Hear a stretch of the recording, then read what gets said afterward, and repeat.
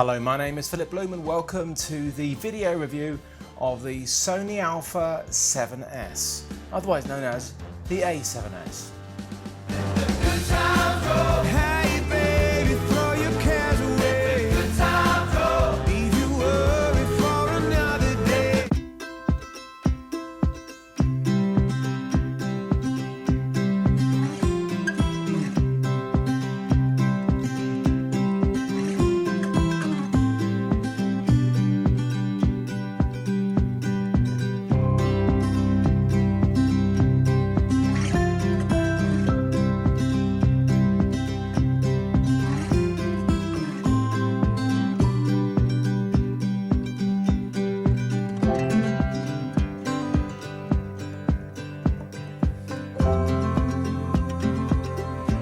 As I've mentioned in the past, I am very selective over which cameras I review. I can only do a handful a year because they take up so much of my time. This has been about a month's worth of work. So far, not solid obviously, but it's taken me about a month to get to know the camera and get to use it and put everything together to make this review.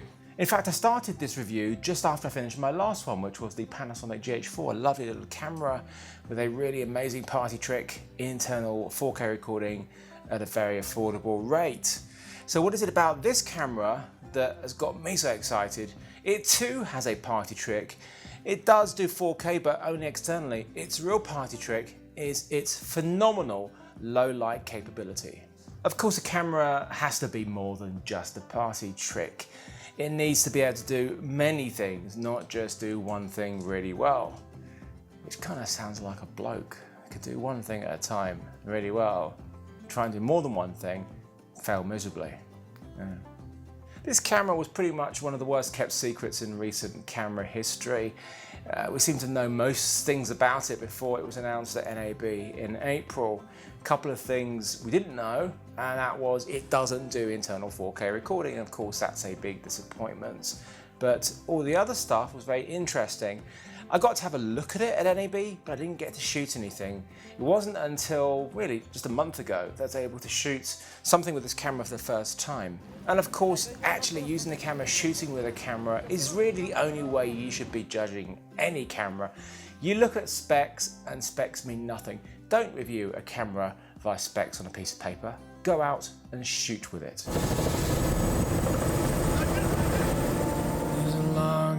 Swords for the souls of Manhattan, but I don't see what they all see.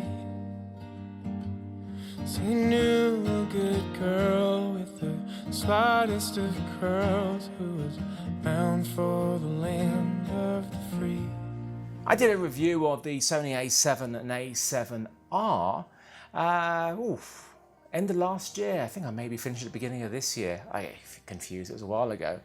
What was interesting about that camera was mirrorless, full frame, and the A7R has a massive megapixel, 36 odd megapixels, so amazing for stills, but for video, of course, it's going to have to downscale it a fair amount. I thought the video was nice, but nothing amazing. It was just nice to have good quality video in a camera of this size that also did exceptional stills. So the S is, well, basically it's the same body as far as I can tell. I could be wrong about a couple of things. It certainly has an S on it, which the other one has an R, my other one, and there's also the one without either.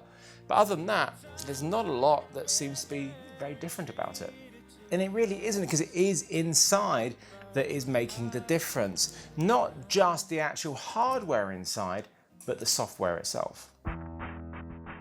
Sony is starting to rattle out the cameras with the XAVCS codec, which is the consumer version of the codec I have inside my F55, which is called XAVC. So it's much better. It's much better than AVC HD. It's a newer, more efficient codec, and it's also double the bitrate, just more than double the bitrate of AVC HD, which is 24 megabits a second. This is around 50. It is still 420 and it is still 8-bit. You can get 422 clean output uncompressed from the micro HDMI up to 4K, but it's still only 8-bit. There is no 10-bit out like there is on offer with the Panasonic GH4. In fact, there was a lot of discontent online. Strange that, discontent online. about the rolling shutter after NAB. Yeah, understandably, because it didn't look great. But as somebody who has shot with, and owns a 1DC, which isn't great in 4K either, and other cameras, I've kind of accepted it. I should never accept these things, but I kind of accepted it as a compromise when using cameras of this size. I just don't want it in anything bigger. And that's part of the reason why I bought the F55, because it has that global shutter.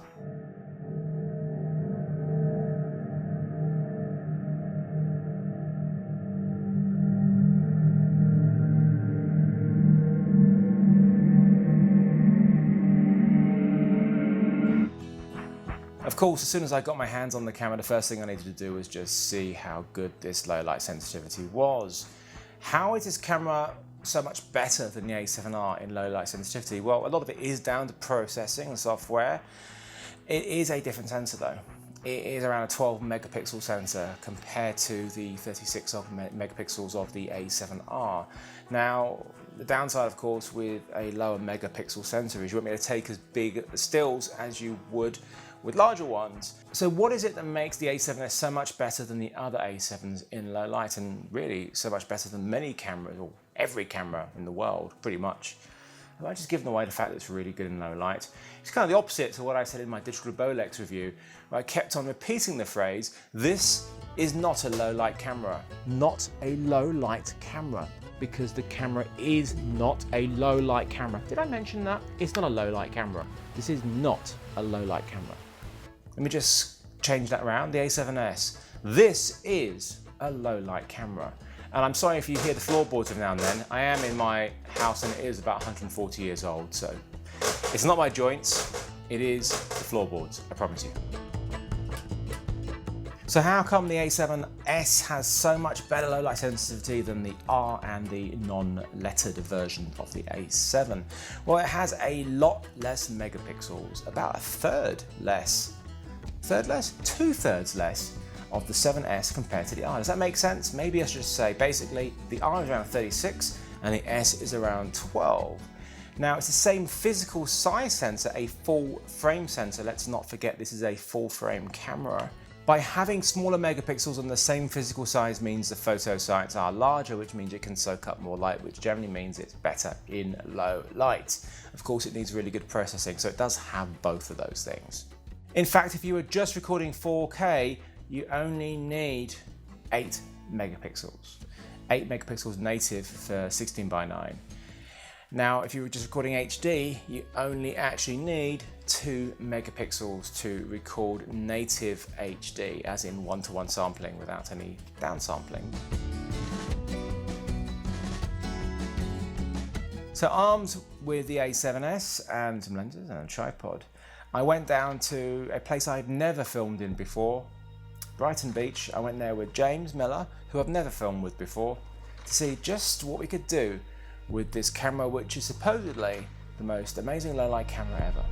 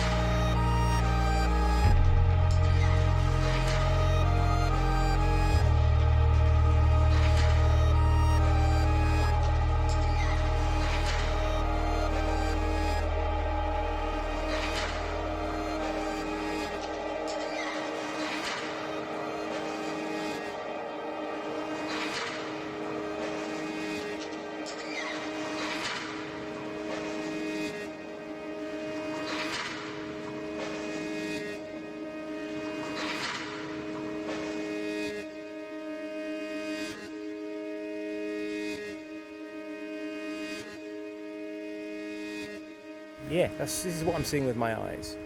Is this, and this is now at 40,000, which is higher than I just was, isn't it? Yeah. And just for information, here is 80,000, and here is 102,000. And for stupid purposes, 204,800. And the Mac, I know. Yeah, it's limited, isn't it? No. 409,000, which is obviously ugly as sin, but if we bring it down to a reasonable level, which I would say is, that's nice. Is that what we had before? Yeah, well, that's our sweet spot.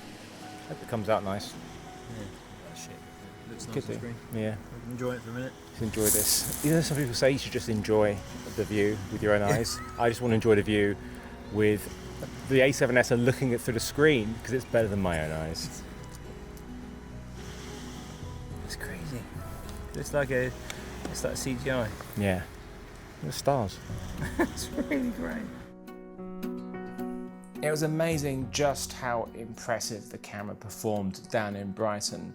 Truly, I was getting effectively night for day, which is ridiculous. Why would you need that?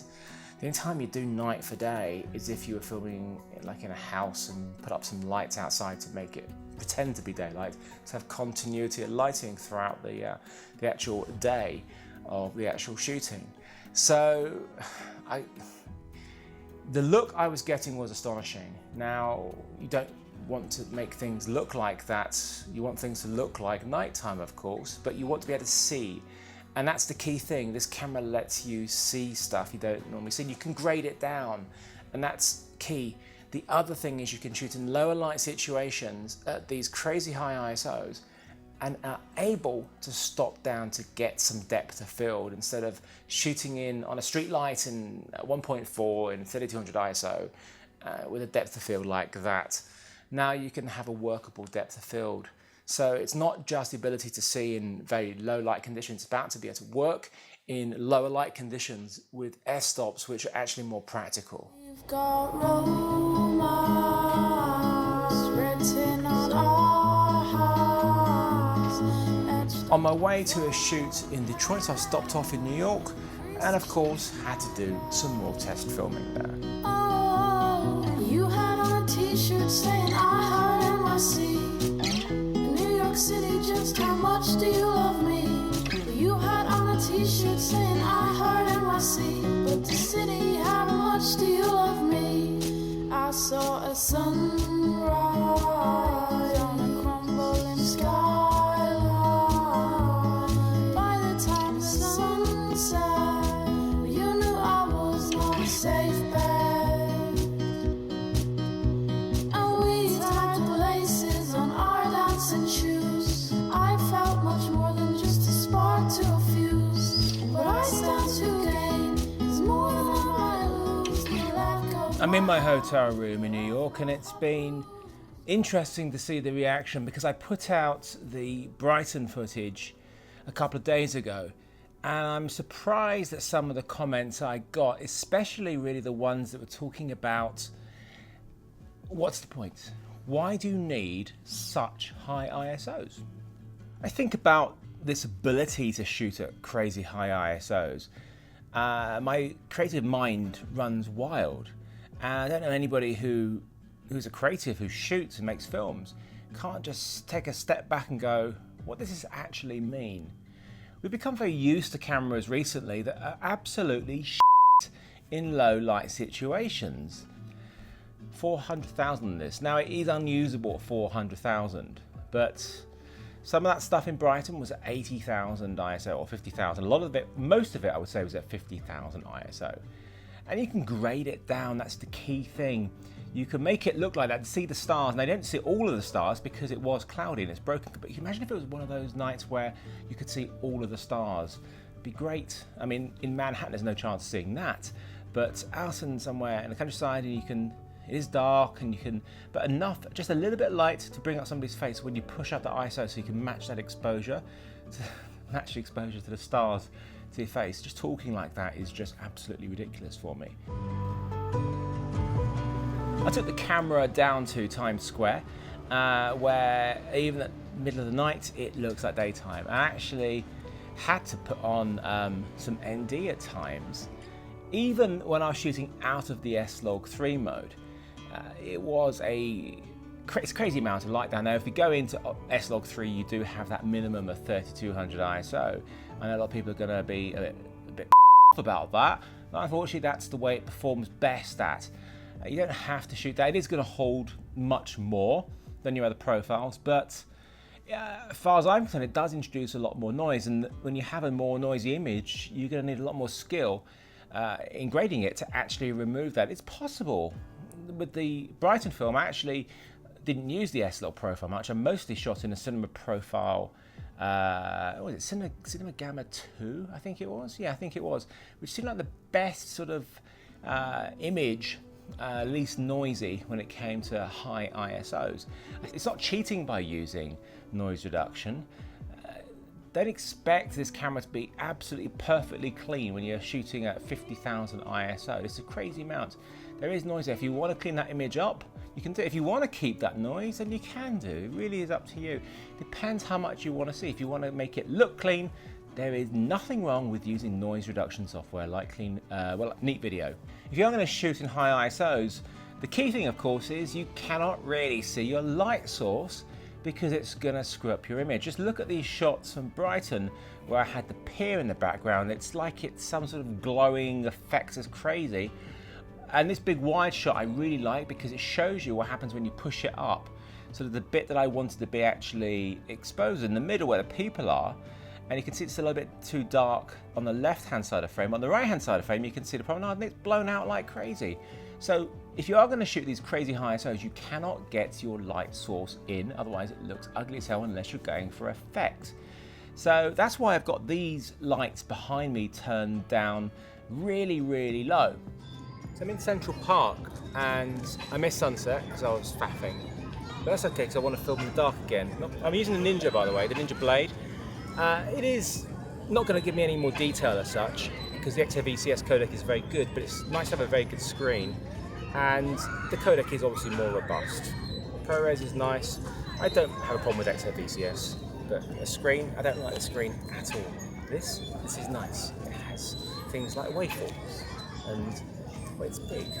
It's also going to be a problem when it gets darker because it's very bright. So I've changed time code to trigger the Ninja, and so when I hit record, it records. I'm actually at ISO 25,600. It's very dark, and I am on a really slow lens. I'm on the f4. I couldn't bring the f2.8 because I'm too weak. I don't want to walk around with it as well as everything else. So it is a bit dark, and certainly when it gets a little bit darker still, I will switch to my faster lenses. I've got an f1.4 Sigma that is only 50mm. The problem with full frame is great for those wide shots, but for those tight shots, it's not so great. So this is the full frame shot I have right now, which is fine. And to get a tighter shot, which is a nice feature of the camera, is I go into nice. I put my ISO up, so you've got a better light source. We're going to go and do some more shots over there. It's now getting nice and dark. Is that enough light? It's about here. Yeah. All right, let's go this way. The moment you walk away, I just lose you. It's crazy. It's good, I like all this. Sorry, did you lose my light? Did you not see me? Even at 27 dB again? Pocket square. Get a pocket square and that will offset everything perfectly. I appreciate it. You're welcome. I'll get you one. When's your birthday? The 20th of February. I'll get you one next year. Sounds great. Welcome to daylight in Central Park. And it's 9 o'clock. It's not that late, but the sun goes down a lot earlier here in London. Honest opinion, Joe. Isn't that ridiculous? Absolutely. Praise Jesus! Praise Jesus! God bless you, my brother.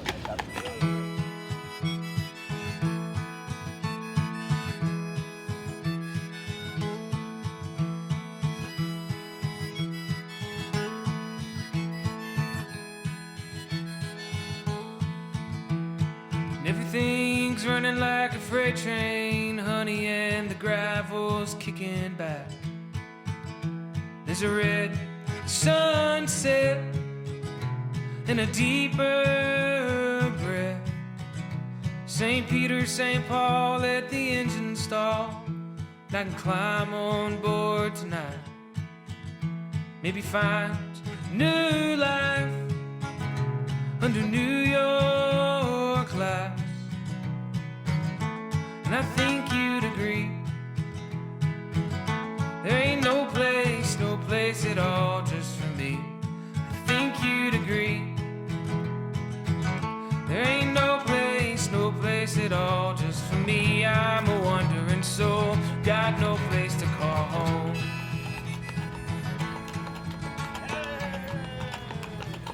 Praise Jesus. Ain't no one in Praise this Jesus. God bless you, my brother. I then took the camera to Detroit, where I was making the documentary directed by Albert Hughes, which is part of that Morgan Spurlock 20-part series on the economy, loads of short films made by very well-known directors. I'd say my director was Albert Hughes. And I used loads of different cameras, C100 with an Atomos recorder for the interviews, 1DC is the B camera for the interviews. I used the GH4 for some B-roll because I really loved the 4K detail image out of it and I wanted it something to be very small. And it was new, I wanted to try it out a bit more.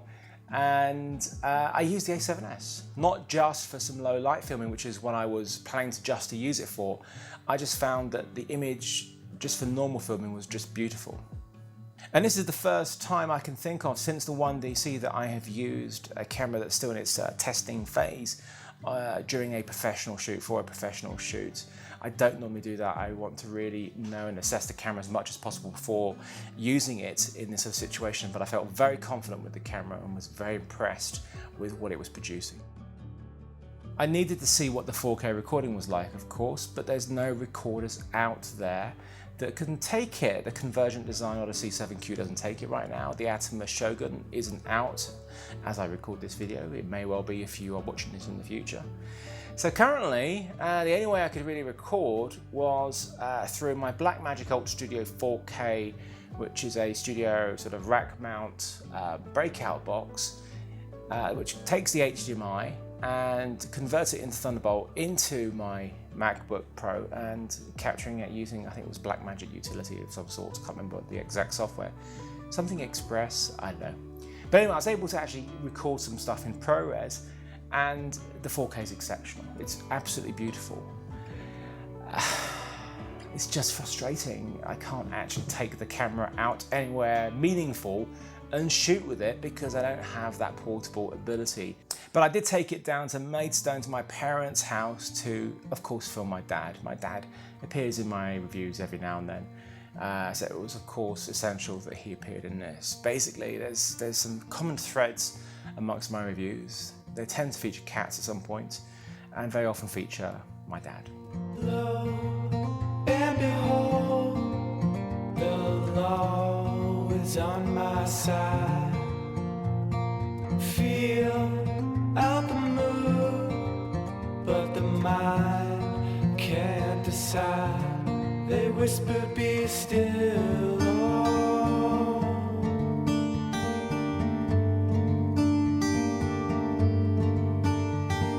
Climb to the view. There's a place I can't escape. All of your sides, these words can't explain. They whisper, be still.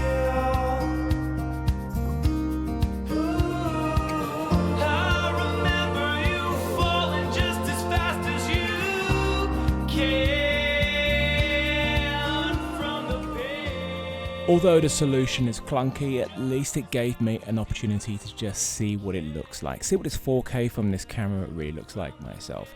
It's not a lot of footage, I haven't shot much because it's just utterly impractical. And until the Odyssey 7Q can work with it, and until the Shogun comes out, for me this is the only way I can record 4K, which means I won't be recording any 4K. Shots of my dad, the shots of Harry look fantastic, look really lovely. Is it better than the HD image when you scale it down? Absolutely. But the HD image is very nice too. One thing I felt especially whilst recording in 4K is how important it is to put that detail At -7, if you have it at 0, it doesn't mean your sharpening is off. It means you still have some digital sharpening in camera. -7 is turning it off as much as the camera can. You can bring the sharpness back if you feel it's not sharp enough in post, but I really do find the images a lot more natural and filmic than when you have the detail set to 0. It's not as if the image when you set it to 0 is ugly, it's just you can see the more digital aspects of it a lot more when you're recording in 4K and blow it up 1:1. Tell me about your dad. What's the best thing about your dad? Is there anything good about him? He has a lot of money in his wallet. Is he? Do you help yourself? Don't have to tell anybody, nobody will know. I won't tell anybody. And does he ever like film you for tests? Yes. How much you charge normally? He offered to pay me 80 80 what? pound. For how long? 15 minutes. I pay hot models 50 quid. I didn't do it, he did. There's something seriously wrong with your dad. But he gives away money. Is that kind of how you see your dad most of the time? Standing behind the camera? Yes. Always. Never anything better to do. And what are you doing right now? I am just surfing games on my phone. Surfing games? Not Yeah. surfing the web, but playing games, but surfing games. Yes. I like it. It's not one or the other. The rolling shutter issues we have are very disappointing. In full frame, of course, you want that full frame look. And if you are moving the camera around handheld, you've got to have an IS lens because it's going to help you, otherwise it's just going to go to crap. But if you're going to move that camera around fast, an IS lens won't help you. Of course, don't really move that camera too fast. It's all about controlled movement anyway. We've had rolling shutter issues for a long time. My first experience of really bad rolling shutter was the Nikon D90, which was 5.5 years ago or so. Quite a long time. Now, this brings me onto something which is kind of bizarre, and it was a question that was asked to me about really, it didn't make any sense. And the reason people were asking was because they didn't understand the concept of what a speed booster does. Speed boosters are designed, well, the first time I used one was for the E-mount, which is what this camera has, but for the Super 35 cameras or the APS-C cameras. And basically magnified, sort of focused the lens, light from the lens, I need to speak English, it focused the light from the lens and it maintained the field of view, but on a Super 35mm sensor, if that makes sense. It focused it down. So it made, effectively, the cameras more sensitive. It made them a little bit more, I'd say detailed, perhaps a little bit more detailed, but it changed the field of view to give it very much a field of view of a full frame camera. Now, you would not do this with a full frame camera. There's no point putting on an adapter to make a full frame camera look like a full frame camera because it won't work, or you end up with this big vignette. But it's made me think, because the crop sensor mode, and this is a very cool feature of this camera lets you switch to APS-C mode. It's there, it's designed because a lot of the E-mount glass, in fact most of it, is E-mount and not FE mount, which is for the full frame, which means they weren't expected to make full frame versions of this, and they're only going to cover the actual APS-C part of the sensor. So the camera switches into it automatically if you put one of those lenses on, or you can do it manually. And when you do it manually, suddenly you have effectively a Super 35mm-ish camera. And in that mode, the image is better. The image is better, more detailed, a little bit more detailed, but what is key is the rolling shutter is greatly reduced. So I thought, why not see what happens when I put the speed booster on? And well, the image was effectively very similar to what I was getting full frame wise, field of view and sort of aesthetics, but my rolling shutter was reduced. It seems wrong and bizarre to put a speed booster on a full frame camera by switching it into APS-C mode.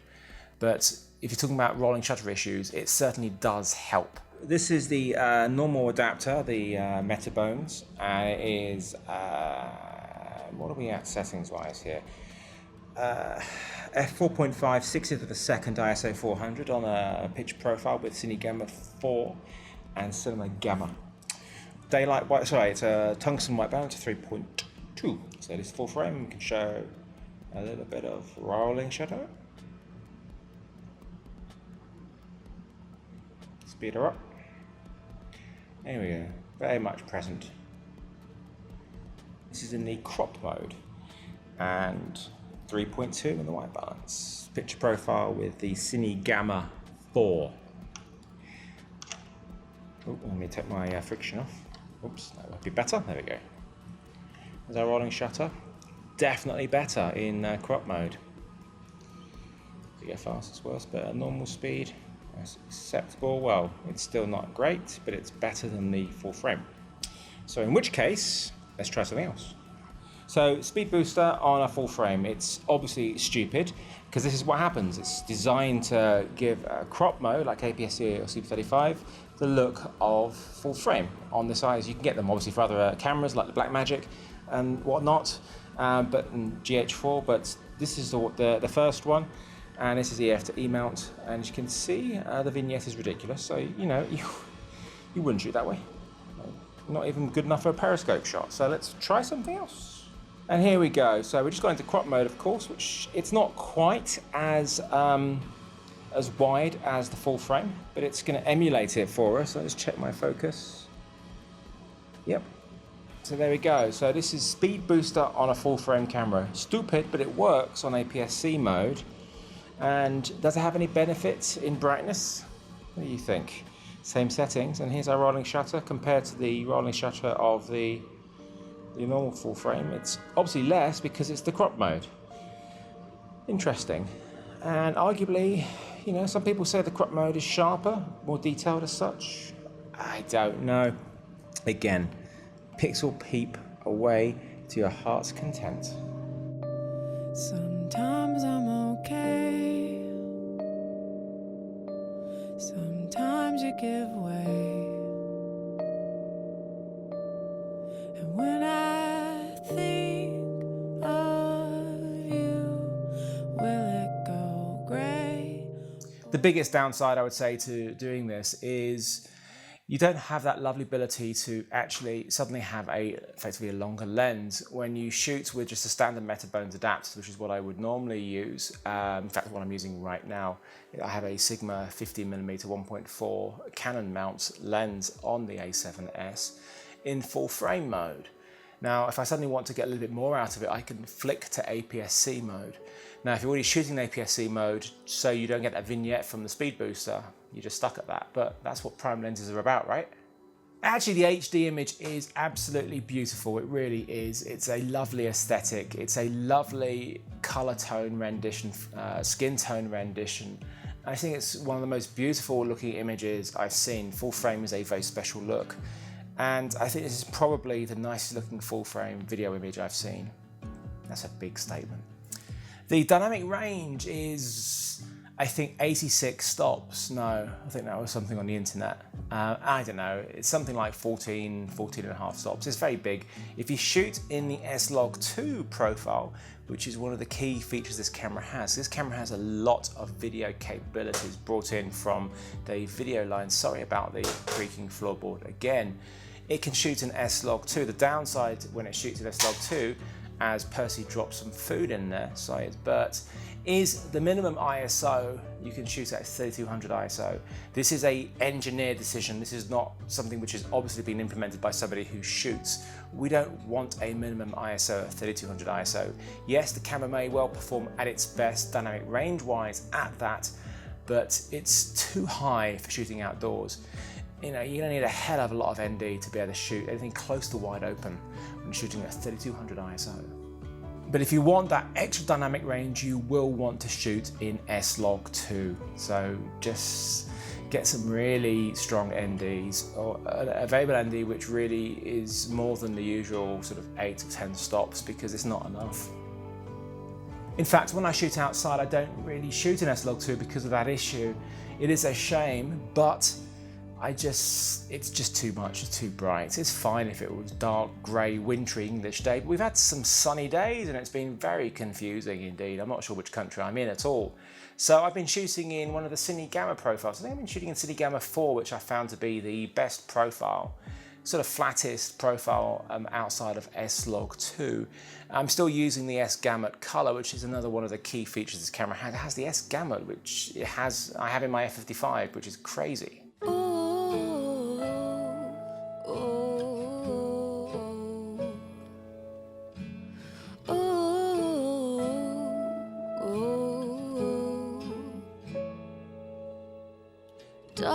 darkness came in the rain. It's like the storm that won't go away. My eyes can't see past the pain. Even if I can't move, you stay the same. Oh, move the mountains, oh, part the seas, Lord. Oh, move the mountains, oh. The 60p or 50p slow motion ability, well, you don't have to use the slow motion, but that's the only reason I would ever shoot 50p or 60p. It's actually really nice. It's not perfect. It does give you a slight bit of aliasing, but the results are really quite beautiful. I'm very impressed with it, and if you try and minimize the amount of those hard lines, you can get some very, very nice results. Whereas the 100 and 120 frames per second, well, it's called 120p and 100p because it records in the same way. You have to conform it in post. Whereas the GH4 lets you record up to 96 frames per second, and it is proper slow motion internal recording, like overcrank. What you record is that, and then when you play it back, it's automatically slow motion. No work is needed to be done in post. I much prefer the 96 frames per second in the GH4 than I do the 100 or 120 in the A7s. It's something a little bit video-like. I really am not a big fan of it. And also it does crop it down to 720p. The viewfinder is beautiful. It's the OLED viewfinder. We've had OLED viewfinders in many of these Sony still cameras slash video cameras for quite a while. In fact, I had a little add-on for the NEX5N. Whenever I filmed that ages ago, and it is very, very nice. It's way better than the back screen. I'm not a big fan of the back screen, and it only sort of tilts. It doesn't flip out like the GH4, but it's just not as good, not as nice as the GH4 screen. It's okay, but the EVF now, that's pretty special. And we also have peaking, which is very nice to have, of course. It's edge peaking via color as opposed to sharpening, so you can select the color you want and the strength. It really does help. That, along with the punch in whilst recording, it does give you that little bit of confidence when shooting with a full frame camera, with shallow depth of field. Way shallower than you should possibly be shooting anyway, especially if something's moving. Why are you doing this? Why are you not stopping down? Are you crazy? It's out of focus. Stop it. The audio add-on device that I've got is clunky. It's made by Sony. The biggest problem is the connection is via cable and the hot shoe. And the connection isn't actually part of the unit itself, so you actually need a cold shoe mount as well as the hot shoe of the camera, which means a cage or an arm or something like that. Otherwise, it's very good. It's what I'm using right now for the audio. I've got a Sanken Cos 11 going into the add-on device, XLR add-on device, which is a much better way of recording. We have preamps inside, and it even gives you phantom power. And I do love the E-mount. We obviously have that ability to put on Canon glass, and it interfaces really quite well. Just don't bother buying an E-mount for this which doesn't have any electronic controls. It's absolutely pointless unless you're just shooting with Samyang or Rokinon glass. All Canon lenses need power to change the iris, and some of them to change focus, and of course for IS if your lens has it. So don't bother. If you are using a Metabones adapter, to let you know, there are some lens communication issues, and they only really been solved with version 4 and an updated firmware, so just to let you know. Although the speed booster seems to have, well, doesn't have these problems. Interesting. It would be so good if it had 4K internal recording. I know it can't. I know it will overheat and melt and probably cause a nuclear explosion if it did record internally. I guess we have to wait for the A7s too. Although, let's see what the Shogun's going to be like, but it's still going to mean a 7-inch screen on top of the camera to decide where you're going to put it. There's nothing nicer than internal recording, and that's one of the key things the GH4 has over this camera. It's such a shame it's no 10-bit out of the HDMI, because the GH4 has it. The GH4 has so many killer video functions.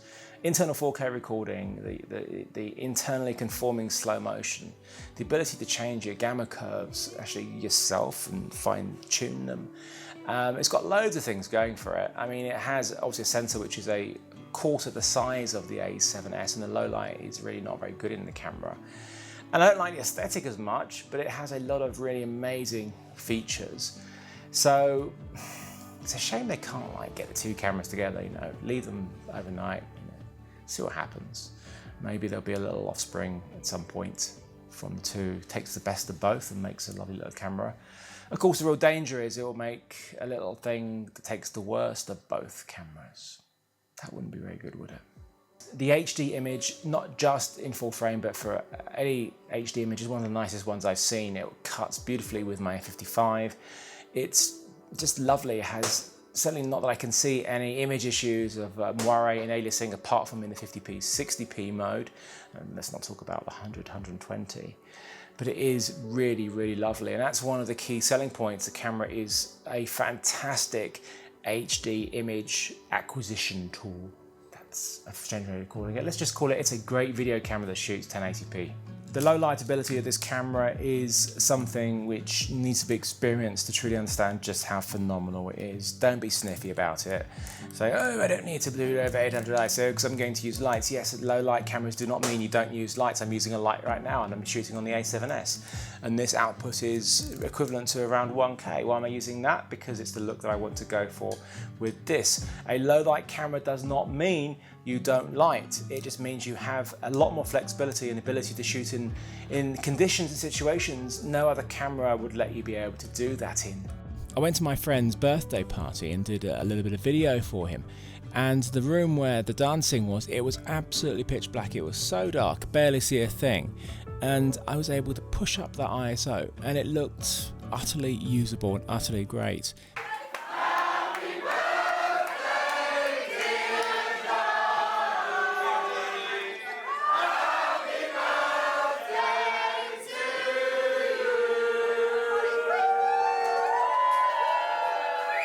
This ability to film in literally the worst possible lighting situations, which basically will be weddings, is utterly invaluable. Battery life is disappointing. It's not as good as the A7R. It's not a patch on the amazing battery life of the GH4. You are going to need a fair few. We're not talking Blackmagic pocket camera at the moment here, but it's still very hungry on batteries. It's a bit fiddly menu-wise. There's so many menus, it gets really confusing. I wish you could put the APS-C crop on one of the custom controls. There's not many. You're gonna have to get used to these menus because there is a lot of them. I'm not saying read an instruction manual, please. You don't need to do that, guys. You don't need to do that, guys. Of course, ladies who are watching this, of course you've done that because you're sensible, not like us. But I haven't read a manual. Is there even a manual available? I don't need to. It's in the menu somewhere. I'm not sure which one. I will go through it and I will find the option I want. I'm going to find it. I don't care if it takes me a week to find it. I will not look into that manual. And I can sum up the negatives if we don't talk about the internal 4K recording in a very simple way. Rolling shutter, rolling shutter, rolling shutter, rolling shutter, rolling shutter, rolling shutter, rolling shutter, rolling shutter, rolling shutter. In many years to come, when scientists need to demonstrate what this phenomenon was that was called rolling shutter artifacts, they will pull out some footage from the A7s and say, this is what it was. So as long as you're not planning to shoot action sports on a long end of the lens or any sort of action-y type stuff, anything action-wise, anything with the word action is probably not the right genre to be using this camera with. It's very capable camera, an incredibly capable camera. What I talk about, it's amazing for the price and what it does is exceptional. And I will be using this on many of my shoots that require not just a camera that can shoot in low light conditions, but can shoot beautiful full HD images in a very small package. It's full frame, it's incredible in low light. I mean, incredible, you can't even measure it in its incredibleness. I think I would actually use this word, which I think Americans use way too much, and I've said this before. This camera truly is awesome in low light. I don't mean awesome in a really tepid way, in that it's overused for everything, like, yeah, you look really awesome today, or yeah, that's a really awesome car you got there, or yeah, this sandwich is awesome. This camera's low light is really awesome. Maybe let's just say awesome. Thank you for watching the review of this camera here, the A7s, a really lovely camera. It's got issues, it's not perfect, No camera is ever going to be perfect. You know it's not. If they made the camera that you asked for with everything that you asked for, you would still find something to complain about. Of course you would. I would.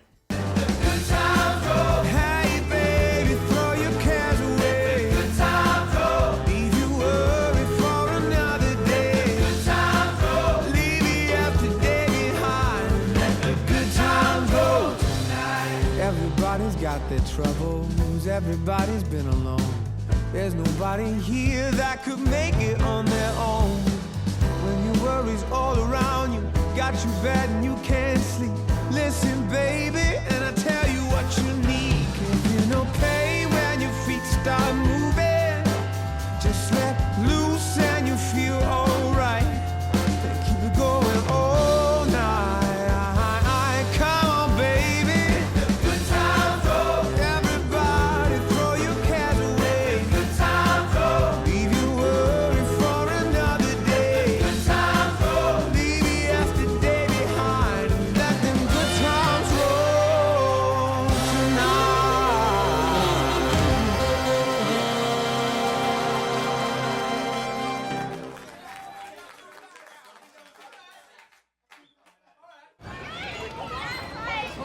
Basically, what would have been a better camera for you to shoot this on would have been another one of these, but I've only got one.